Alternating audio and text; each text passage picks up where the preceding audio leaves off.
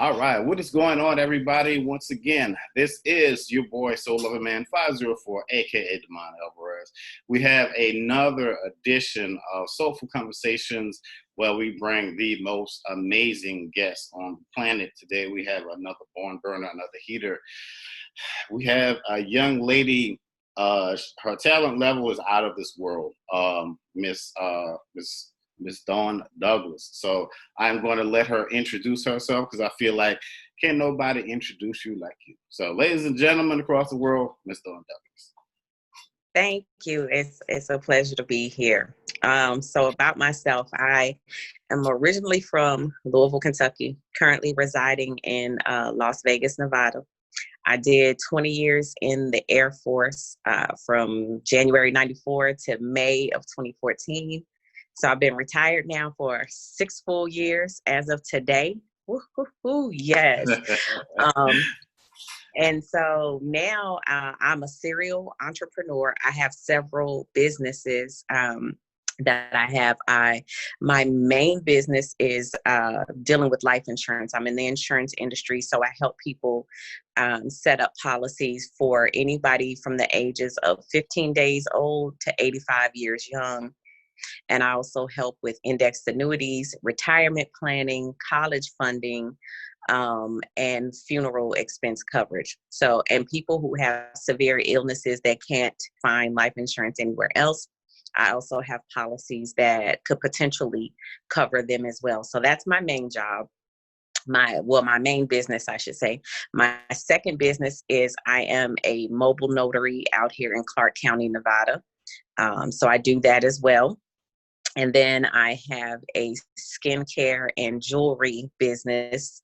And also under that, I have Reiki healing services that I do, whether it's in person or distance healing. So I have a multitude of businesses all dealing with helping people, as you can see. So everything is centered around helping people. And I'm also a published author. I have 2 books of poetry that are available on Amazon or authorhouse.com. The first one is More Than Poetry, 1993 Until Infinity. And the second one is A Journey Through Infinity. And I'm currently working on a children's book. I'm getting the artwork together for that so I can go ahead and publish that. Then after I publish that, I will be going ahead and finishing up my spoken word CD so I can get that out, and also my 3rd book of poetry. So I have a lot going on. So I was on your page and I saw you posted something, and it says chaos chaos breeds change, and I have I have a quote that also says change brings opportunity. And with everything that's going on right now, can you speak about, like, for you in the beginning, like once you were leaving the military, did you already have did you already have everything that you wanted to do, like, lined up, or did it line up for you? Oh, the universe lined it all up for me. Yeah. Because initially, when I retired, I worked a couple of civilian jobs. I worked at Costco for a little bit, and then I did quality assurance for a clinical drug trial company out here. From there, I went to, I was an employment specialist at Goodwill and at another organization called Foundation for Independent Tomorrow, which helped integrate ex-felons back into the workforce. And so I ended up, I got my notary license while I was working at Foundation for Independent Tomorrow. And I also got my insurance license while I was there. That was back in 2016. And I ended up getting fired from there, which was it was an absolute blessing, because my plan was to be self-employed by January of 2017.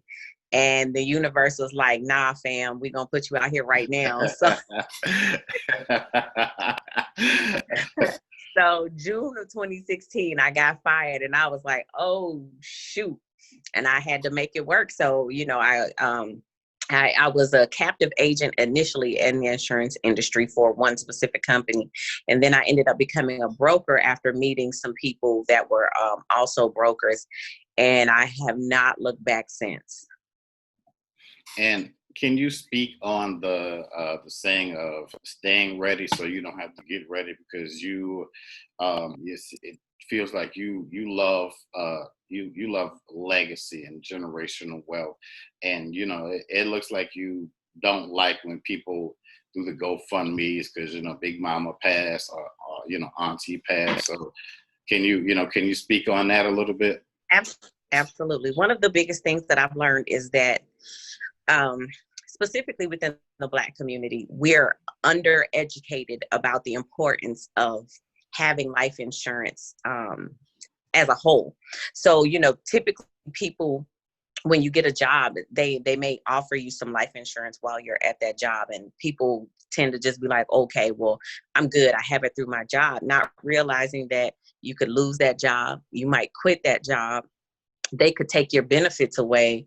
It's just all kind of things that can actually happen. So, staying prepared means having your own policy outside of work that you own and actually control. Like, you can make all the necessary changes to it. It doesn't matter if you work at job A, B, or C. It goes with you. It doesn't matter if you move from one state to the next. As long as you're paying the premium, that policy is going to continue to cover you. And it's, I drive around Las Vegas and I see people standing on corners asking for donations. I see the GoFundMe's coming across my, my Facebook and everything too.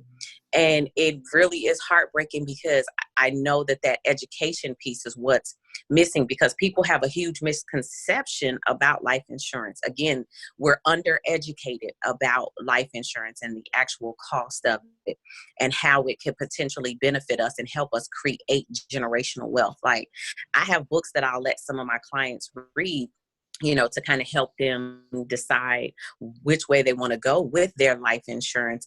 Because the wealthy utilize life insurance, like, they've been utilizing life insurance to help them fund businesses, to help them start businesses, to help them buy houses, to help them put their children through school. Fortune 500 companies utilize permanent life insurance. It's called an Index Universal Life.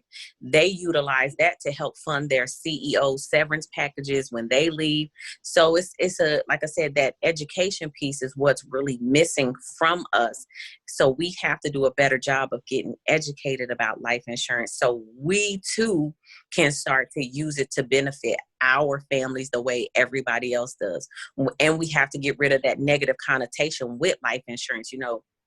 I talk to people all day, every day about this stuff. And a lot of times people, when you try to talk to them about life insurance, they automatically shut down, because Black people, we have this weird thing where we were like, don't be wishing death upon me. And it's like, okay, you're going to die regardless. You know what I mean? Whether we had this conversation or not, like, there's going to come a point when you are no longer going to be here. And I've seen it happen where people have procrastinated to get life insurance, and the worst happens. They end up passing without it. I've seen it happen. And it's very heartbreaking because, again, if you're one of those people that you're like, well, I can't afford a big policy. You don't have to get a big policy right now. But the thing is to get what you can afford, to have something in place for when the time comes, your family isn't left with that burden of trying to come up with thousands of dollars to pay for a funeral. Right, because a lot of people are like, oh Lord, Big Mama just passed. What we gonna do, y'all? Everybody's scrambling. They're selling chicken dinners and trying to, And we don't, yeah, we don't have to do that. Like if we get these policies and continue to pay the premium, because I tell people all the time, it's so much easier for a family to come together to pitch in $10, $15 to make sure that somebody can pay their monthly premium, as opposed to the family having to come together to come up with a couple of $1,000s to pay for a funeral. I would much rather chip in, $10 on somebody's $100 premium than I would rather be trying to sit up here and come up with daggone $500, $1,000 to pitch in for a funeral. Right. And then can you speak about, like, once the funeral expenses are paid for, like that extra money that's there, like that lump sum money that the family just has to do whatever they want to do with? I'll give you a prime example. Master P has to be the best example out here for Black people. His grandfather, I don't know how much his grandfather's policy was, They but said his it was grandfather, 20,000, I think. well, that's how much he left to Master P. Oh, he left. Yeah. So we don't know how much the total life Okay. insurance was for, but we do know that he left Master P $10,000, and Master P used that as his seed money to create his 500. I think it's $500 million, not 500, whatever his net worth is right now. That's how he got his start. Yeah, and that's the, I think that's the thing, we just, like they say, everybody has a smartphone, but we aren't getting smarter, like we're used to get on social media, but like you're talking about the life insurance and everything that goes into that, and just paying a monthly, you could just, some life insurance policies, like $15-$20 a month, but most people, they think like, oh, that's a lot of money, but if you're working steadily, and that, sometimes you just take that money and just do crazy things with it. You wouldn't, stuff that you don't really realize. And, you can take that. That's an investment, in a sense. That's a very strong investment. And you can write it off on your taxes. All insurance can be written off. And how important do you think it is, as far as having, an insurance policy now as it was in the past? Do you think it's more important, in the now, based on everything that's, that's just really happening in the country? Did we lose her?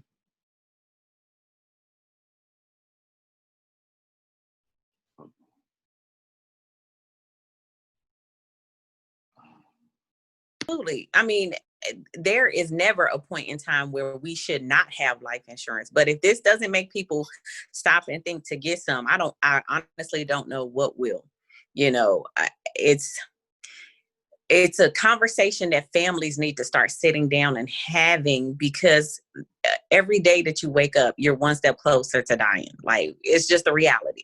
You're not going to be here forever. So why procrastinate to get prepared when you can get prepared right now, and never have to worry about getting prepared again? And again, even if you can only get a $25,000 policy or a $50,000 policy, that's still $25,000 or $50,000 that your family is not going to have to worry about trying to come up with when you pass away. That money is already there. An insurance company is going to cut them a check, and everything's going to be taken care of. Right. So.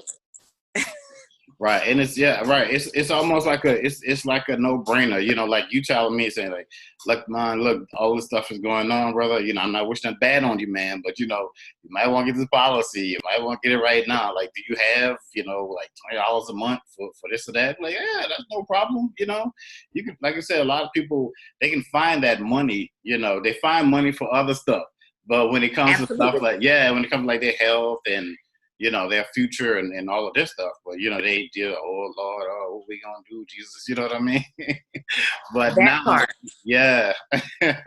So let's get more into you as an entrepreneur. Like, where did that fascination start? Like, where did you initially start to find out about all of these things, these passions, these dreams, these gifts that you have? I literally fell into everything. So the only thing I can tell you for certain is my last 4 years in the military before I retired, that's when I started having the feeling of, you know what, I need to work for myself when I retire. Mm-hmm. I did 20 years of working for everybody else, literally. I want to work for myself. And so, again, the universe thrusted me into that. So I already had the mobile notary in place. I already had the life insurance in place.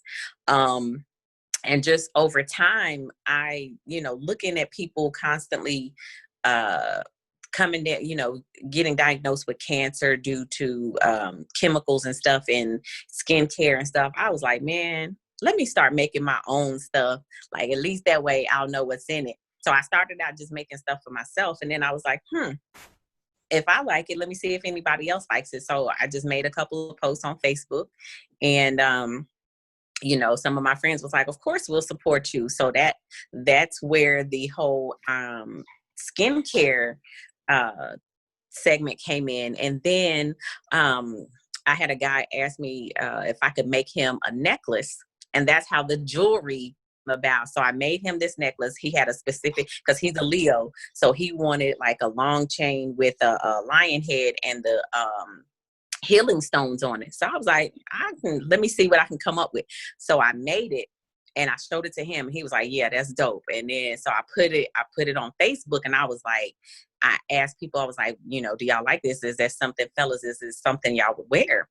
That's how the jewelry started coming about. So I started making necklaces and bracelets. I'll, you know, have some earrings on there from time to time. And with the skincare stuff, it's, you know, body butter, deodorant, natural toothpaste, natural mouthwash, lip balm, candles. So, you know, all of the skincare stuff, hair care stuff, hair oil, leave-in conditioner, beard conditioner, body wash and soap. So I make all of that stuff too. And then I got into the energy healing, the Reiki. I had a session done on me, and I was like, oh man, this is amazing. You know, after I got it done on myself, I was like, yeah, this is something awfully amazing. And then I saw that the VA was offering to teach it to veterans, and I was like, sign me up now. So I started going through the classes through the VA and became a practitioner for me to be able to now do it, you know, help other people with their energy healing. And about 2 weeks ago, I just finished off the last level to become a Reiki master, so I can also teach it to other people as well. Yeah. So I literally fell into everything. Yeah, it's interesting because I was watching something last night with Sinbad, and Sinbad was just telling a little bit about his story and how he, how he started with comedy. And he was like, Dad, not coming home until I can buy you a house. He's like, what? Yeah, I'm not coming home until I can buy you a house. So he said, this happened and that happened. He said, he won Star Search 11 times. And he talked about how he was going to initially go to a trial for Star Search, but one comedian was saying like the auditions are canceled. He was saying like this is back in the day when when there was no internet, so everything was like word of mouth. But he was saying, it's funny how everything falls into place once you start your journey. And I know you're big with like you're very keen and strong with your ancestors. Can you speak like how they've come into your life and just like opened you up spiritually and just help to push you along your journey as they do in their own way?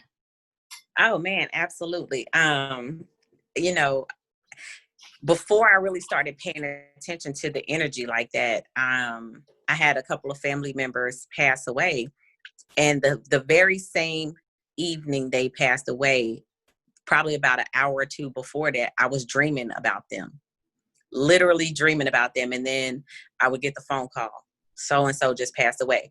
And then I started to realize that was them coming to me to say their goodbyes through, me dreaming about them. And after that, I've actually seen spirits my whole life. Like since I was a little girl, I can remember seeing spirits. And, again, that's not something that's big, that's talked about a lot in the Black community because of superstition and things like that. So now as I'm becoming more and more aware of the spiritual realm and how our ancestors are always with us and things like that, I've had spirits just show up in the middle of the night. And just like, so, and I know that they have been good spirits because I've never had any harm come to me. And I always said, there was actually probably about a couple of months ago, there was an evil spirit that did show up in my house, and I got up and saged my whole house right after that. Because I've never screamed out loud when a spirit has shown up.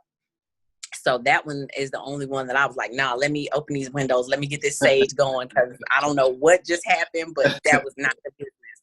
But any other time the spirits have come, it's been family members that have stopped in, just, I guess, just checking on me and everything. And so now I start to honor my ancestors more. I start to call upon them more. I start to give thanks and praises to them more. And I have some of them set up at a little altar burn candles for them from time to time when I'm honoring them. And, you know, I just make sure that I call upon them and show them the respect that they deserve, because there would be no me without them.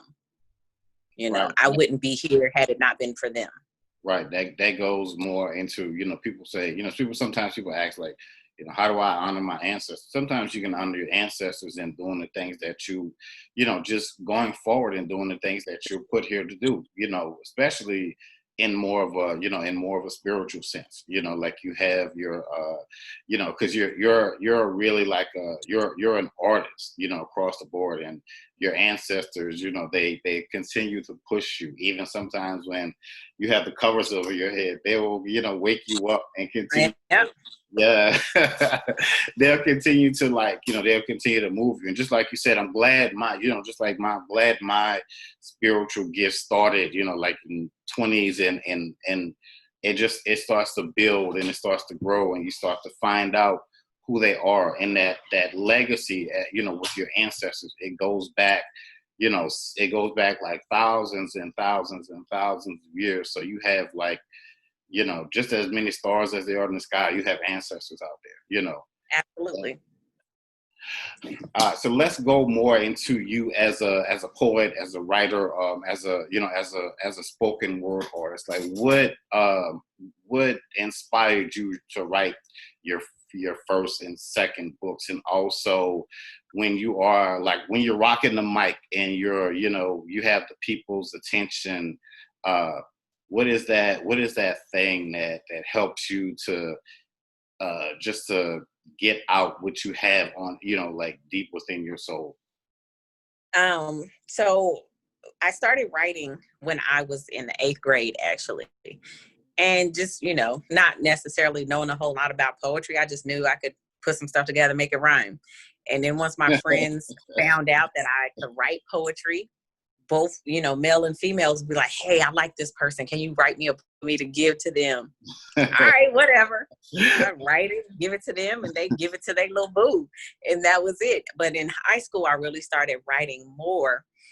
And so my aunt actually encouraged me to keep them all. She was like, you need to publish these one day. And that was back in like in the early 90s. So I didn't publish my first book until 2007. You know, divine timing. I really believe in divine timing. So Yeah. before then, it was not the right time for my stuff to come out. So in 2007, while I was in the military, I met, through other people, met other poets. And so we would all email each other, like in group emails, and we would share poetry that way. And we would do ciphers through email, through our work email. And so one of the guys was like, hey, I just published a book. And one of our mutual friends was like, she told me that you were trying to publish a book. So he gave me all the information on how to do it. And from there, I had a friend of mine who is good at editing. I had her edit my book, so I didn't have to pay for them to edit it. I copyrighted it myself. And then I hit the company up, and boom, got my first book published in 2007. I had a book signing party and everything. And I was actually out here in Vegas when I published my first book. I was still on active duty out here at the time. And so I got that book out. And then after that, I started writing and, you know, got a collection together and published the second one in 2013. And so, again, divine timing. I don't like to rush anything. Like, I recorded an entire spoken word album back in 2013 that I haven't put out yet, because, again, it hasn't been the right time. So, again, everything in divine timing, but everything is all starting to fall into place for everything to be the right time to come out now. Yeah, I like that. I call it the, you know, the Michael Jackson, Tupac, you know, work ethic, where you just have stuff stacked for, you know, for years and generations down the line. So, you know, I'm like that too. You know, I've been working on this one book for a minute now, but, you know, I should have been put it out. But, you know, the ancestors, they always stay on you about that kind of stuff. They really do. So, woo, boy, they could be pushy, huh? Yeah. But, sometimes I know sometimes they're like, oh, this dude, man, we butt heads sometimes. But I love him, though. I do. I really love him. So how do you feel like right now with everything that's going on? How important do you feel like how important do you feel like it's for people to be spiritually in tune, especially for what is for what we're seeing right now, because it really feels like a revolutionary and an evolutionary spiritual process. People got to guard their energy because, I will say this, the elite, there's a lot of evil witches within the elite, and they are using all of this to harness all of our energy and trying to deplete us all as a group, in order to bend us towards their will. So we have to guard our energy even more right now, because, chaos can breed confusion. It can also breed change. But if you're not control of your emotions, you're going to fall into that confusion side versus that change side, because you're acting out of emotions. You're not acting out of logic and reasoning. So that's why you got to guard your energy and make sure you're staying grounded and make sure you're staying centered and make sure you are fully in control of your energy and emotions. Otherwise, they're going to be working against you and not for you. Right. But like what I'm seeing, it almost feels like we're fighting for our independence in a sense. It feels like if I look back in history, I can look back at the Haitian Revolution and what they did and how they went, and they were doing voodoo, and they were like getting right with spirits like Ogun, and Mhm. just all of those powerful spirits, so they can so that they can be right and just really have no fear when they go into war. And we are, and people, Black people, we are at war right now. Just Mentally, spiritually, emotionally, yeah, we are. yeah. And I know, and a lot of people like, I just wanted to go back to how it was. I just want to go back to work. It's like, sweetheart, it's not going to be like that anymore. So you have to, you gotta shift, like you said, you got to protect your energy, you got to shift your mind, you got to shift your consciousness. I get everybody's not going to be the people everybody's not that warrior to go run in front of the police. I get that. I get that, but I feel like everybody, like, I can do stuff spiritual. I can have this platform. I can, let people know who you are and everything that you offer. So they need you. You're there. They can come to you. They can come to me. So I think that that knowledge is power. That generate. Like you talk about generational wealth. Mhm. Using that. Using spiritual warfare. So at this point in time, it's all it's all relevant. It's all possibilities and opportunities are on the table right now. Absolutely. Absolutely. So yeah, And we definitely got to make sure we're taking care of us, because if you allow this to drain all your energy, you're not going to be of use to anybody else, let alone yourself. right, it's almost like channeling. I get like 2 days ago, the energy just felt so heavy.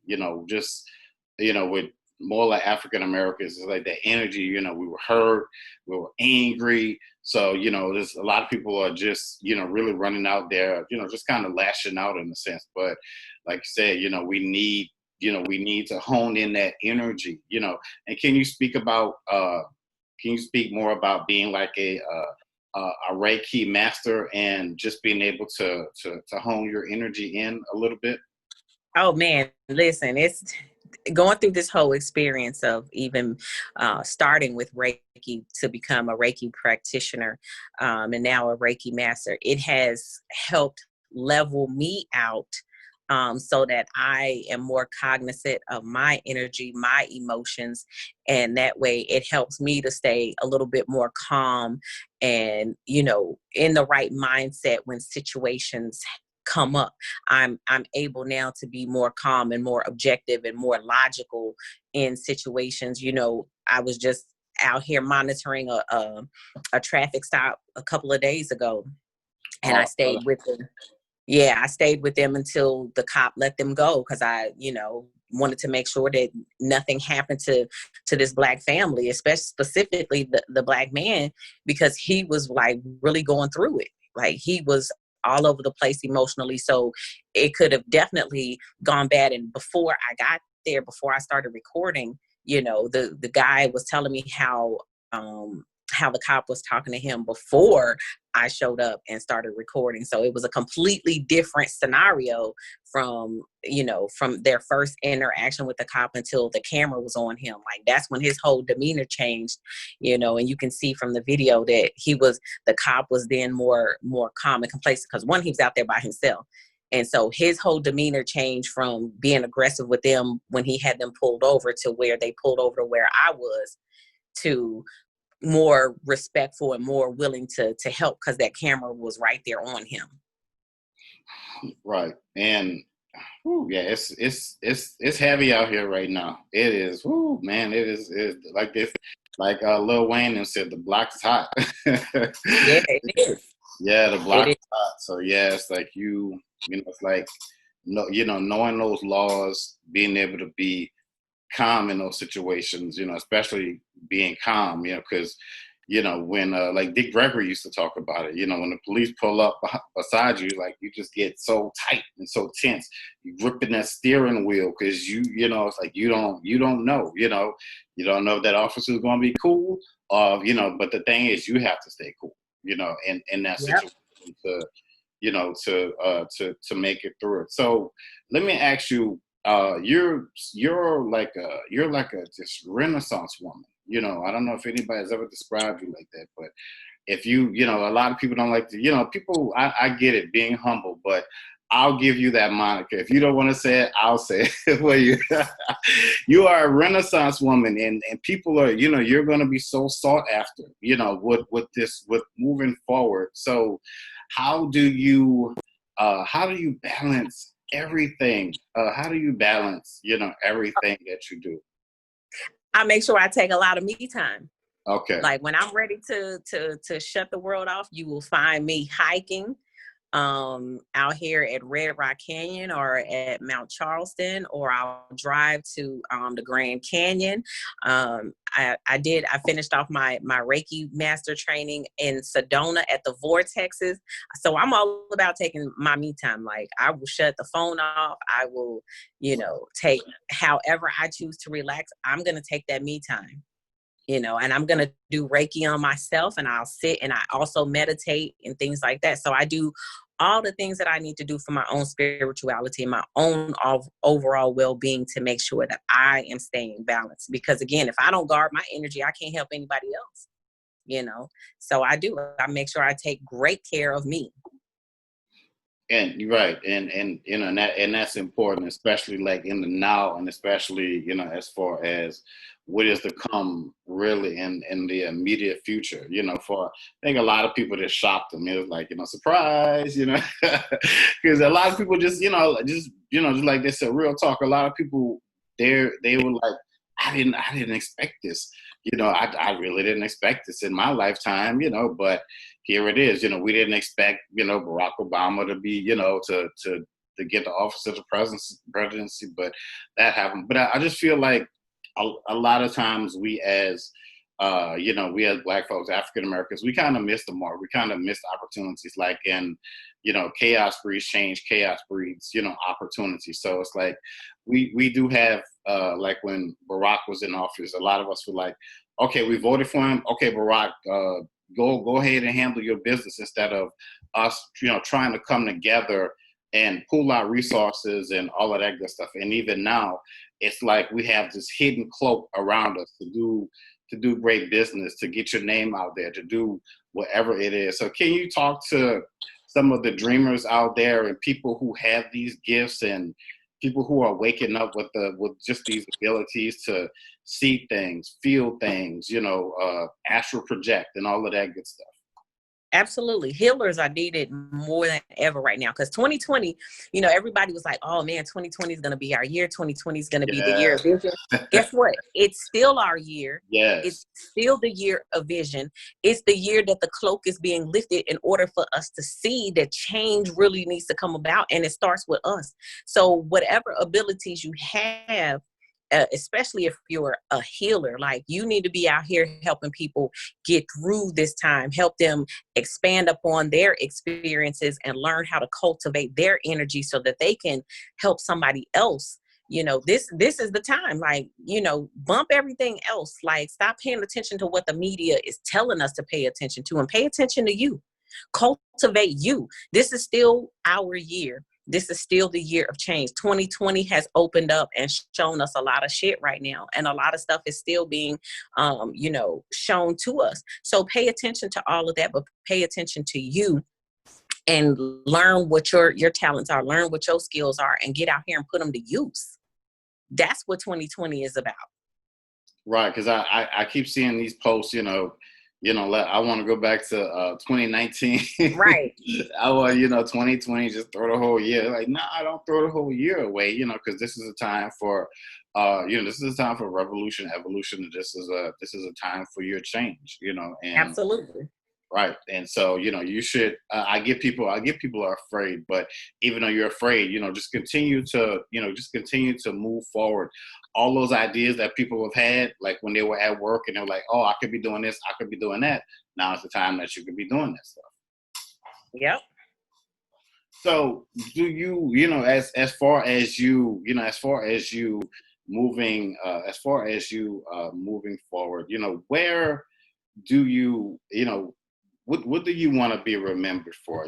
Just as far as your legacy, when people, look back at you and all of the amazing things that you can do and all of the amazing things that you will do in the future. You know what? My mark is being left on this world every single day through Facebook posts, my notes to a king, my books of poetry. When I get this children's book out, when I get my CD out, and the way that I make sure that my daughter and my great nephews are taken care of, my legacy is already set. The foundation is already there. So everything else is just going to be an add-on. Everything else is just going to be a plus. Me being out here helping people spiritually, I get those people sharing stuff all around the whole United States.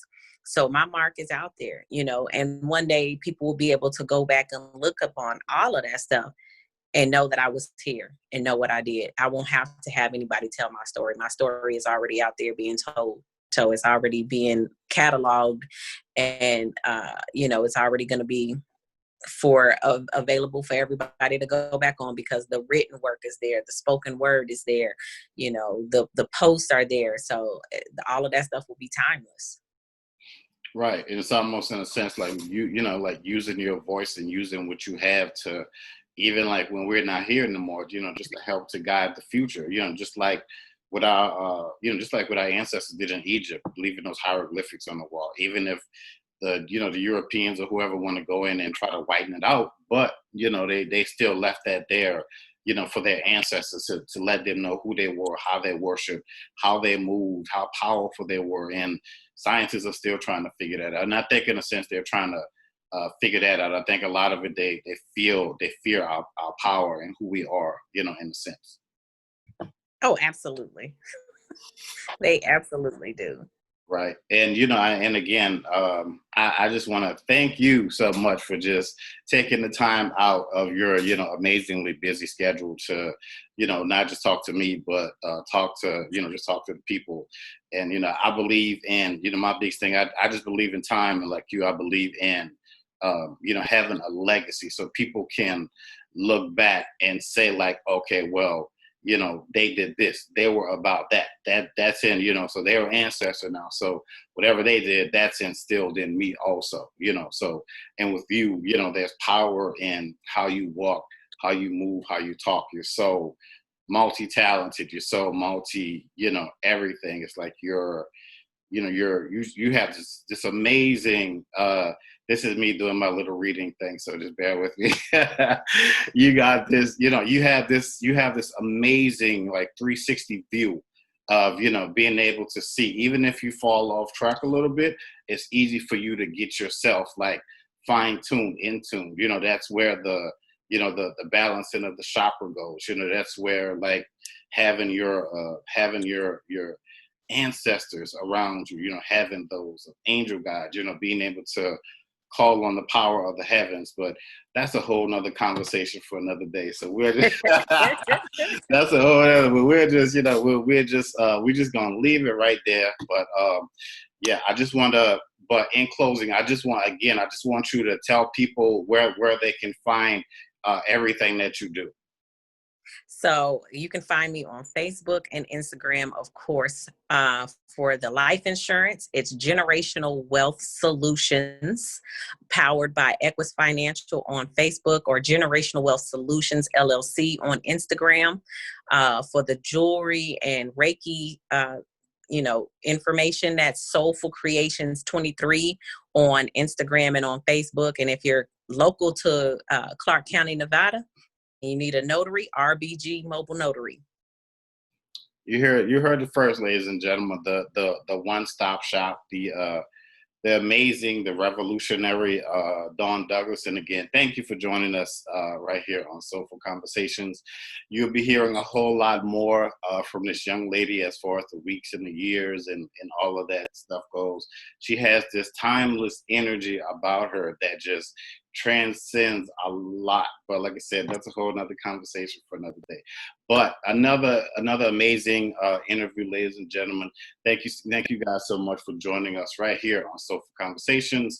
Again, I am Mr. Damon Alvarez, aka Mr. Soul of a Man 504. And again, as always, folks, we are out this piece. Peace.